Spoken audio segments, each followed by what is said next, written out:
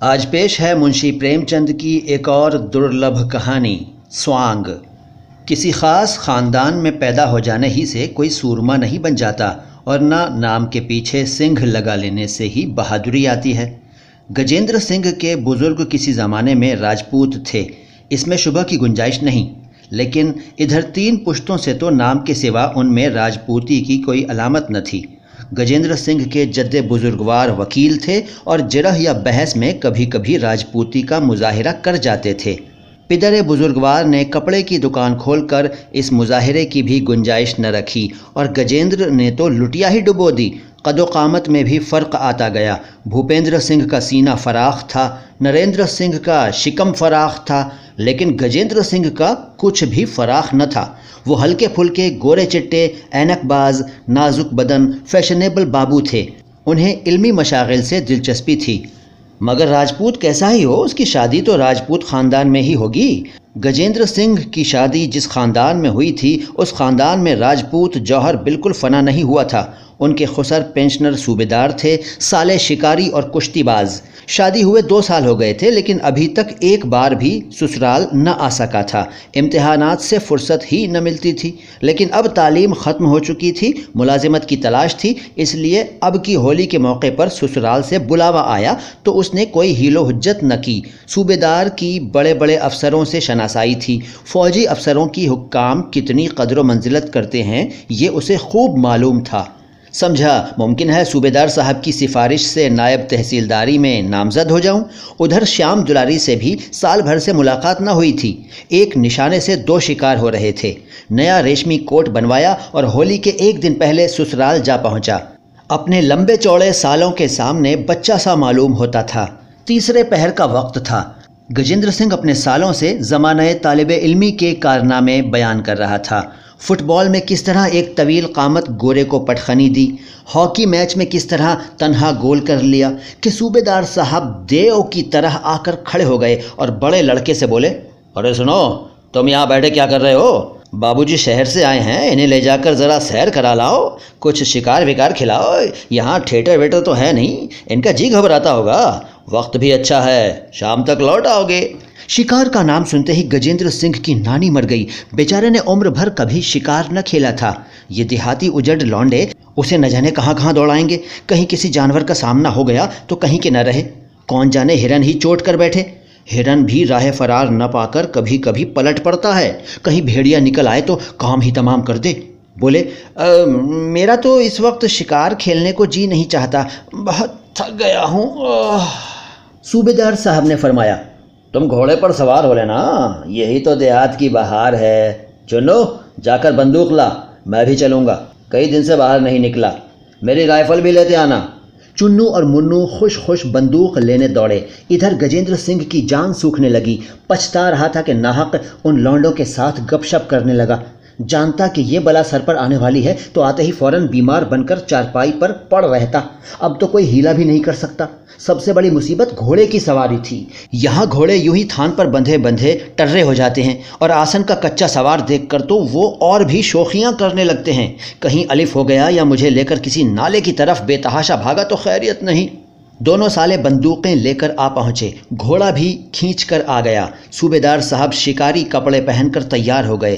अब गजेंद्र के लिए कोई हीला न रहा। उसने घोड़े की तरफ कनखियों से देखा जो बार बार ज़मीन पर पैर पटकता था, हिनहिनाता था। उठी हुई गर्दन, लाल आँखें, कनौतियाँ खड़ी, बोटी बोटी फड़क रही थी। उसकी तरफ देखते हुए डर लगता था। गजेंद्र दिल में सहम उठा, मगर बहादुरी दिखाने के लिए घोड़े के पास जाकर उसकी गर्दन पर इस तरह थपकियां दी गोया पक्का शह सवार है, और बोला, जानवर तो जानदार है, मगर मुनासिब नहीं मालूम होता कि आप लोग तो पैदल चलें और मैं घोड़े पर बैठूं। ऐसा कुछ बहुत थका हुआ नहीं हूँ, मैं भी पैदल ही चलूँगा, इसकी मुझे मश्क है। सूबेदार ने कहा, बेटा जंगल दूर है, थक जाओगे, बड़ा सीधा जानवर है, बच्चा भी सवार हो सकता है। गजेंद्र ने कहा, जी नहीं, मुझे भी यूं ही चलने दीजिए, गपशप करते हुए चले चलेंगे, सवारी में वो लुत्फ़ कहाँ। आप बुजुर्ग हैं, सवार हो जाएं। चारों आदमी प्यादा चले। लोगों पर गजेंद्र के इस इनकिसार का बहुत अच्छा असर हुआ। तहजीब और अखलाक तो शहर वाले ही जानते हैं, उस पर इल्म की बरकत। थोड़ी देर के बाद पथरीला रास्ता मिला। एक तरफ हरा भरा मैदान, दूसरी तरफ पहाड़ों का सिलसिला। दोनों ही तरफ बबूल, करेल, करौंदे और ढाक के जंगल थे। सूबेदार साहब अपनी फौजी ज़िंदगी के पामाल किस्से कहते चले जाते थे। गजेंद्र तेज़ चलने की कोशिश कर रहा था, लेकिन बार बार बिछड़ जाता था और उसे 2-4 कदम दौड़कर उनके बराबर होना पड़ता था। पसीने में तर, हाँफता हुआ अपनी हिमाकत पर पछताता चला जाता था। यहाँ आने की ज़रूरत ही क्या थी? अभी से ये हाल है, शिकार नज़र आ गया तो न मालूम क्या आफत आ जाएगी। मील 2 मील दौड़ तो इन लोगों के लिए मामूली बात है, मगर यहाँ तो कचूमर ही निकल जाएगा। शायद बेहोश होकर गिर पड़ूं। हो, पैर अभी से मन भर के हो रहे हैं। यकायक रास्ते में सेमल का एक दरख्त नजर आया। नीचे लाल लाल फूल बिछे हुए थे, ऊपर सारा दरख्त गुलनार हो रहा था। गजेंद्र वहीं खड़ा हो गया और उस लालाजार को मस्ताना निगाहों से देखने लगा। चुन्नू ने पूछा, क्या है जीजा जी, रुक कैसे गए? गजेंद्र ने आशिकाना वारफ्तगी से कहा, कुछ नहीं, इस दरख्त का हुस्न दिल आवेज देखकर दिल बाग बाग हुआ जा रहा है। आहा, क्या बहार है, क्या मजाक है, क्या शान है। गोया जंगल की देवी ने शफक को शर्मिंदा करने के लिए ज़ाफ़रानी जोड़ा ज़ेबतन किया हो, या ऋषियों की पाक रूहें सफ़र जाविदा में यहाँ आराम कर रही हों, या कुदरत का नग़मा शीरीं शक्ल पजीर होकर दुनिया पर मोहनी मंतर डाल रहा हो। आप लोग शिकार खेलने चलिए, मुझे इस आबे हयात से शाद काम होने दीजिए। दोनों नौजवान फरते हैरत से गजेंद्र का मुंह ताकने लगे। उनकी समझ ही में ना आया कि ये हजरत कह क्या रहे हैं। देहात के रहने वाले, जंगलों में घूमने वाले, सेमल उनके लिए कोई अनोखी चीज़ न थी। इसे रोज़ देखते थे, कितनी बार इस पर चढ़े भी थे, इसके नीचे दौड़े थे, इसके फूलों के गेंद बनाकर खेले थे। उन पर यह मस्ती कभी तारी ना हुई थी। हुस्न परस्ती वो क्या जाने। सूबेदार साहब आगे बढ़ गए थे। उन लोगों को ठहरा हुआ देखकर लौट आए और बोले, क्यों बेटा, ठहर क्यों गए? गजेंद्र ने 10 बस्ता गुजारिश की, आप लोग मुझे माफ़ फरमाएं, मैं शिकार खेलने न जा सकूंगा। इस गुलजार को देखकर मुझ पर वजदानी कैफियत तारी हो गई है। मेरी रूह नग़मे जन्नत का मज़ा ले रही है। आहा, ये मेरा ही दिल है जो फूल बनकर चमक रहा है। मुझ में भी वही सुर्खी है, वही हुस्न है, वही लताफत है। मेरे दिल पर सिर्फ अज्ञान का पर्दा पड़ा हुआ है। किसका शिकार करें? जंगल के मासूम जानवरों का? हम ही तो जानवर हैं, हम ही तो परिंदे हैं। ये हमारे ही तसव्वुरात का आईना है जिसमें आलम अजसाम की झलक नज़र आ रही है। क्या अपना ही खून करें? नहीं नहीं नहीं, आप लोग शिकार खेलने जाएं, मुझे इस मस्ती व बहार में महव होने दें। बल्कि मैं तो अर्ज़ करूँगा कि आप भी शिकार से बाज आएं। ज़िंदगी मसर्रत का ख़जाना है, इसका खून न कीजिए। नज़ारा हाय कुदरत से चश्मे बातिन को मसरूर कीजिए। कुदरत के एक एक ज़र्रे में, एक एक फूल में, एक एक हस्ती में मसर्रत की शुआएं चमक रही हैं। खून रेज़ी से मसर्रत के इस लाजवाल चश्मे को नापाक न कीजिए। इस तसव्वुफ़ आमेज़ तकरीर ने सभी को मुतासिर कर दिया। सूबेदार साहब ने चुन्नू से आहिस्ता से कहा, उम्र तो कुछ नहीं है, लेकिन कितना ज्ञान भरा हुआ है। चुन्नू ने भी अपनी अकीदत का इजहार किया। इल्म से रूह बेदार हो जाती है, शिकार खेलना बुरा है। सूबेदार ने आरिफाना अंदाज से कहा, हाँ बुरा तो है, चलो लौट चलें। जब हर एक चीज़ में उसी का जलवा है तो शिकारी कौन और शिकार कौन? अब कभी शिकार न खेलूँगा। फिर वो गजेंद्र से बोले, भैया तुम्हारे उपदेश ने हमारी आंखें खोल दी। कसम खाते हैं अब कभी शिकार न खेलेंगे। गजेंद्र पर मस्ताना कैफियत तारी थी। उस सुरूर के आलम में बोले, ईश्वर का लाख लाख शुक्र है कि उसने आप लोगों को ये तौफीक अता की। मुझे खुद शिकार का कितना शौक़ था अर्ज़ नहीं कर सकता। अनगिनत जंगली सुअर, हिरन, तेंदुए, नीलगायें हलाक किए होंगे।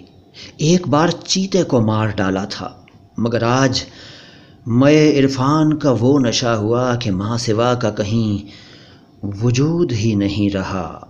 होली जलने की मुहूर्त 9 बजे रात को थी। 8 ही बजे से गांव के औरत, मर्द, बूढ़े और बच्चे गाते बजाते, अबीर उड़ाते होली की तरफ चले। सूबेदार साहब भी बाल बच्चों को लिए हुए मेहमान के साथ होली जलाने चले। गजेंद्र ने अभी तक किसी बड़े गांव की होली न देखी थी। उसके शहर में तो हर मोहल्ले में लकड़ी के मोटे मोटे 2-4 कुंदे जला दिए जाते थे जो कई कई दिन जलते रहते थे। यहाँ की होली एक वसी मैदान में किसी कोहसार की बुलंद चोटी की तरह आसमान से बातें कर रही थी। जो ही पंडित जी ने मंत्र पढ़कर नए साल का खैर मकदम किया, आतिशबाजी छूटने लगी। छोटे बड़े सभी पटाखे, छछूंदरें, हवाइयाँ छोड़ने लगे। गजेंद्र के सर पर से कई छछूंदरें सनसनाती हुई निकल गईं। हर एक पटाखे पर बेचारा 2-2, 4-4 कदम पीछे हट जाता था और दिल में उन उजड़ देहातियों को बद्दुआएं देता था। ये क्या बेहुदगी है, बारूद कहीं कपड़े में लग जाए, कोई और वारदात हो जाए तो सारी शरारत निकल जाए। रोज़ ही तो ऐसी वारदातें होती रहती हैं। मगर इन दहकानों को क्या खबर, यहाँ तो दादा ने जो कुछ किया वही करेंगे, चाहे उसमें कुछ तुक हो या ना हो। दफातन नज़दीक से एक बम के गोले के छूटने की फलक शिगाफ आवाज़ आई, गोया बिजली कड़की हो। गजेंद्र सिंह चौंक कर कोई 2 फुट ऊंचे उछल गए। अपनी ज़िंदगी में वो शायद कभी इतना न कूदे थे। दिल धक धक करने लगा, गोया तोप के निशाने के सामने खड़े हों। चुन्नू ने कहा, जीजा जी आप क्या छोड़ेंगे, क्या लाऊं? मुन्नू बोला, हवाइयाँ छोड़िए जीजा जी, बहुत अच्छी हैं, आसमान में निकल जाती हैं। चुन्नू, हवाइयाँ बच्चे छोड़ते हैं कि ये छोड़ेंगे? आप बम का गोला छोड़ें भाई साहब। गजेंद्र ने कहा, मुझे इन चीज़ों का शौक़ नहीं, मुझे तो ताज्जुब हो रहा है कि बूढ़े भी कितनी दिलचस्पी ले रहे हैं। मुन्नू, 2-4 महताबियाँ तो ज़रूर छोड़िए। गजेंद्र को महताबियाँ बेज़रर मालूम हुईं। उनकी सुर्ख सब्ज़ और सुनहरी चमक के सामने उनके गोरे चेहरे और खूबसूरत बालों और रेशमी कुर्ते की दिलफरेबी कितनी बढ़ जाएगी। कोई ख़तरे की बात भी नहीं, मज़े से हाथ में लिए खड़े हैं। गुल टप टप नीचे गिर रहा है और सबकी निगाहें उनकी तरफ लगी हुई हैं। उनका फ़लसफ़ी दिमाग भी खुदनुमाई के शौक़ से खाली न था। फ़ौरन महताबी ले ली, गो एक शान बेनियाजी के साथ, मगर पहले ही महताबी छोड़ना शुरू की थी कि दूसरा बम का गोला छूटा। आसमान कांप उठा। गजेंद्र को ऐसा मालूम हुआ गोया कान के पर्दे फट गए या सर पर कोई हथौड़ा सा गिर पड़ा। महताबी हाथ से छूटकर गिर पड़ी और सीने में इख्तिराज होने लगा। अभी धमाके से संभलने न पाए थे कि दूसरा धमाका हुआ, जैसे आसमान फट पड़ा हो। सारी फजा मुतलातिम हो गई। चिड़ियाँ घोंसलों से निकल निकल कर शोर मचाती हुई भागी। जानवर रस्सियाँ तुड़ा तुड़ा कर भागे और गजेंद्र भी सर पर पांव रख कर भागे। सरपट और सीधे घर पर आकर दम लिया। चुन्नू और मुन्नू दोनों घबरा गए। सूबेदार साहब के होश उड़ गए। तीनों आदमी बगटट दौड़े हुए गजेंद्र के पीछे चले। दूसरों ने जो उन्हें भागते देखा तो समझे कि कोई शदीद वारदात हो गई, तो सब के सब मेहमान के पीछे हो लिए। गांव में एक मुअज्जिज़ मेहमान का आना मामूली बात न थी। सब एक दूसरे से पूछ रहे थे, मेहमान को क्या हो गया है? क्या हो गया है? माजरा क्या है? क्यों ये लोग दौड़े जा रहे हैं? एक लम्हे में सैकड़ों आदमी सूबेदार साहब के दरवाजे पर पुरसिश के लिए जमा हो गए। गांव का दामाद कमरू होने पर भी काबिल ज़ियारत और बदहाल होते हुए भी मंजूर नज़र होता है। सूबेदार ने सहमी हुई आवाज़ से पूछा, तुम वहाँ से क्यों भाग आए भैया? गजेंद्र को क्या मालूम कि उसके चले आने से यह तहलका मच जाएगा, मगर उसके हाजिर दिमाग ने जवाब सोच लिया था, और जवाब भी ऐसा कि गाँव वालों पर उसकी ज़िम्मा रसी का सिक्का बैठा दे।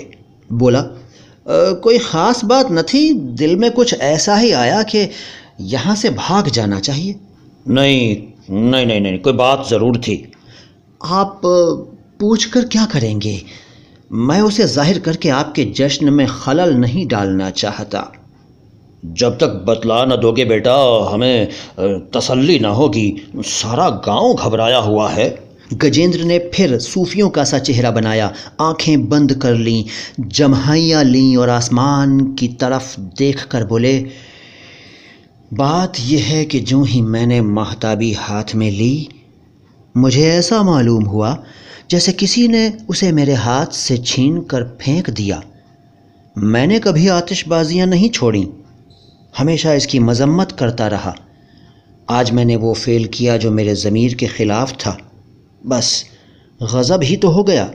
मुझे ऐसा मालूम हुआ जैसे मेरी रूह मुझ पर नफरेन कर रही है। शर्म से मेरी गर्दन खम हो गई और मैं उसी आलम में वहाँ से भागा। अब आप लोग मुझे मुआफ़ फरमाएं, मैं आपके जश्न में शरीक न हो सकूँगा। सूबेदार साहब ने इस अंदाज से गर्दन हिलाई गोया उनके सिवा वहाँ कोई इस तसव्वुफ़ का राज नहीं समझ सकता। उनकी आंखें कह रही थीं, आती हैं तुम लोगों की समझ में बातें हैं? अरे तुम भला क्या समझोगे, हम भी कुछ कुछ ही समझते हैं।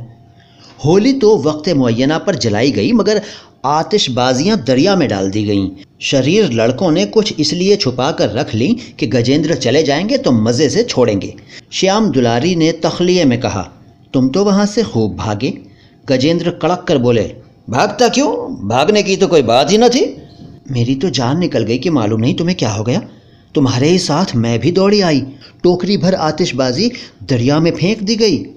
ये तो रुपए को आग में फूंकना है। होली में भी न छोड़ें तो कब छोड़ें? त्योहार इसीलिए तो आते हैं। त्योहार में गाओ बजाओ, अच्छी अच्छी चीज़ें पकाओ खाओ, खैरात करो, अजीज़ों से मिलो, सबसे मोहब्बत से पेश आओ। बारूद उड़ाने का नाम त्योहार नहीं है।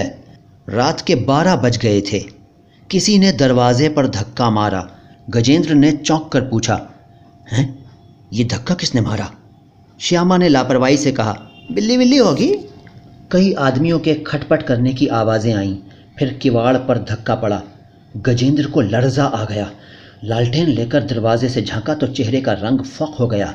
4-5 आदमी कुर्ते पहने, पगड़ियाँ बांधे, दाढ़ियाँ लगाए, शाने पर बंदूकें रखे, किवाड़ को तोड़ डालने की सरगर्म कोशिश में मसरूफ़ थे। गजेंद्र कान लगाकर उनकी बातें सुनने लगा। दोनों सो गए हैं, किवाड़ तोड़ डालो, माल अलमारी में है। अगर दोनों जाग गए? औरत क्या कर सकती है, मर्द को चारपाई से बांध देंगे।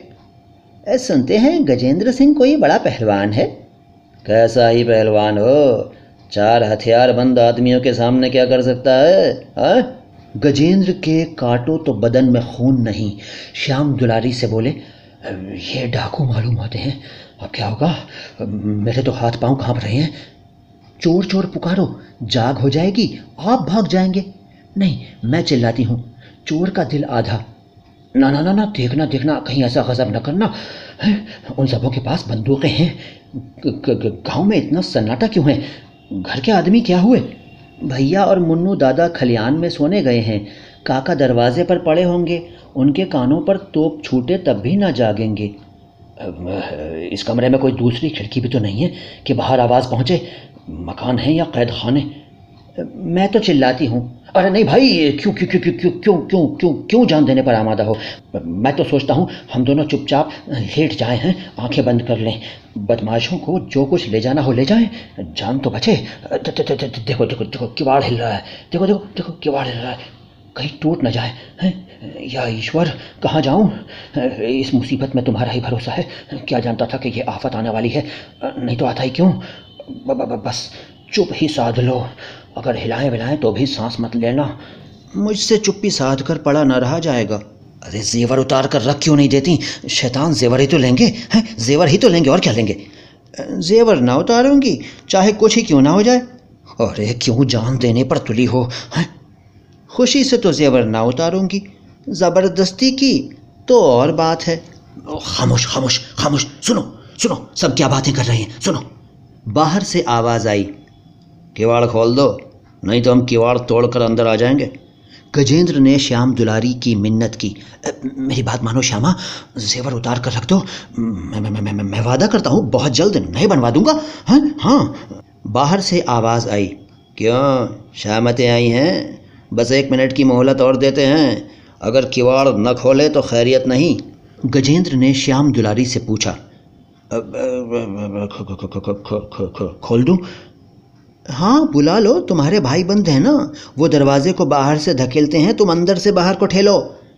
और जो दरवाज़ा मेरे ऊपर गिर पड़े, 5 जवान हैं, वो कोने में लाठी रखी है, लेकर खड़े हो जाओ। अरे तो तुम पागल हो गई हो हैं? चुन्नू दादा होते तो 5 को गिरा देते। अब मैं लठबाज नहीं हूँ। तो आओ, मुंह ढाँप कर लेट जाओ, मैं इन सबको समझ लूँगी। तुम्हें तो औरत समझकर छोड़ देंगे, माथे मेरे आएगी हैं? मैं चिल्लाती हूँ, अरे तुम मेरी जान लेकर छोड़ोगी। मुझसे तो अब सब्र नहीं होता, मैं किवाड़ खोले देती हूँ। उसने दरवाज़ा खोल दिया। 5 चोर कमरे में भड़भड़ा कर घुस आए। एक ने अपने साथी से कहा, मैं इस लौंडे को पकड़े हुए हूँ, तुम औरत के सारे गहने उतार लो। दूसरा बोला, इसने तो आंखें बंद कर लीं। अरे तुम आंखें क्यों नहीं खोलते जी? तीसरा, यार औरत तो हसीन है। हाँ। चौथा, सुनती है ओ महरिया, जेवर दे दे नहीं तो गला घोंट दूंगा। गजेंद्र दिल में बिगड़ रहे थे कि ये चुड़ैल जेवर क्यों नहीं उतार देती। श्याम दुलारी ने कहा, गला घोंट दो चाहे गोली मार दो, जेवर ना उतारूंगी। पहला, इसे उठाकर ले चलो, यूँ ना मानेगी, मंदिर खाली है। दूसरा, बस यही मुनासिब है। क्यों री छोकरी, हमारे साथ चलेगी? हाँ? श्याम दुलारी, तुम्हारे मुंह में कालख लगा दूंगी। तीसरा, ना चलेगी तो इस लौंडे को ही ले जाकर बेच डालेंगे। श्याम, एक एक के हथकड़ी लगवा दूंगी। चौथा, अरे क्यों इतना बिगड़ती है महारानी, हमारे साथ चली क्यों नहीं चलती? क्या हम इस लौंडे से भी गए गुजरे हैं? क्या रह जाएगा अगर हम ज़बरदस्ती तुझे उठा कर ले जाएंगे? यूँ सीधी तरह नहीं मानती हो। आहा, तुम जैसी माहरू पर जुल्म करने को जी नहीं चाहता। पांचवा, या तो सारे जेवर उतार कर दे दे या हमारे साथ चल। श्याम दुलारी, काका आ जाएंगे तो एक एक की खाल उधेड़ डालेंगे। पहला, ये यूँ ना मानेगी, इस लौंडे को उठाए ले चलो, तब आप ही पैरों पड़ेगी। दो आदमियों ने एक चादर से गजेंद्र के हाथ पांव बांधे। गजेंद्र बेहिस्सो हरकत पड़े हुए थे, सांस तक न आती थी, दिल में झुंझला रहे थे। हाय कितनी बेवफा औरत है, जेवर न देगी चाहे ये सब मुझे जान से मार डालें। अच्छा जिंदा बचूंगा तो देखूंगा, बात तक तो पूछूंगा नहीं। जब डाकुओं ने गजेंद्र को उठा लिया और लेकर आंगन में जा पहुँचे तो श्याम दुलारी दरवाजे पर खड़ी होकर बोली, इन्हें छोड़ दो तो मैं तुम्हारे साथ चलने को तैयार हूँ। पहला, अरे पहले ही क्यों ना राज़ी हो गई, चलेगी ना? श्याम दुलारी, चलूँगी कहती तो हूँ।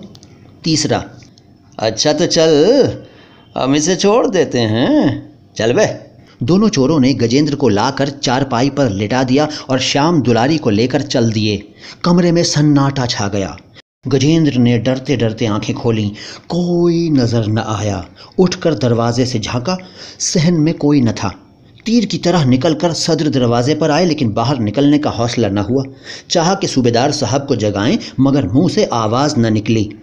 उसी वक्त कह की आवाज़ आई। 5 औरतें चुहल करती हुई श्याम दुलारी के कमरे में आईं। गजेंद्र का वहाँ पता न था। एक, कहाँ चले गए? श्याम दुलारी, बाहर चले गए होंगे। दूसरी, बहुत शर्मिंदा होंगे। तीसरी, मारे खौफ के उनकी सांस बंद हो गई थी। गजेंद्र ने बोलचाल सुनी तो जान में जान आई, समझे घर में जाग हो गई। लपक कर कमरे के दरवाजे पर आए और बोले, ज़रा देखिए श्यामा कहाँ है, मेरी तो नींद नहीं खुली, जल्द किसी को दौड़ाइए। यकायक उन्हीं औरतों के बीच में श्यामा को खड़े हंसते देखकर हैरत में आ गए। 5 सहेलियों ने हंसना और तालियां पीटना शुरू कर दिया। एक ने कहा, वाह जीजा जी, देख ली आपकी बहादुरी। श्याम दुलारी, तुम सब की सब शैतान हो। तीसरी, बीवी तो चोरों के साथ चली गई और आपने सांस तक न ली। गजेंद्र समझ गए बड़ा धोखा खाया, मगर ज़बान के शेर थे, फौरन बिगड़ी बात बना ली। बोले, तो क्या तुम्हारा स्वांग बिगाड़ देता? मैं भी इस तमाशे का लुत्फ ले रहा था। अगर सबों को पकड़कर मूंछें उखाड़ देता तो तुम कितनी शर्मिंदा होती। मैं इतना बेरहम नहीं हूँ। सब की सब गजेंद्र का मुंह देखती रह गईं। दोस्तों, ये थी मुंशी प्रेमचंद की एक अलग किस्म की कहानी स्वांग। मुझे यकीन है आपने ये कहानी भी इससे पहले नहीं सुनी होगी, और अगर सुनी होगी तो उर्दू में अपने ओरिजिनल रूप में तो नहीं सुनी होगी। सुनी थी क्या? कमेंट बॉक्स में लिखकर मुझे बताइए। मैं मोइन शम्सी हूँ, ये चैनल है नो बकवास बातें ख़ास। अगर आप मुंशी जी की कोई और कहानी सुनना चाहते हैं तो मुझे बताइए, मैं आपकी ख्वाहिश पूरी करने की कोशिश करूँगा। सलाम हिंदुस्तान।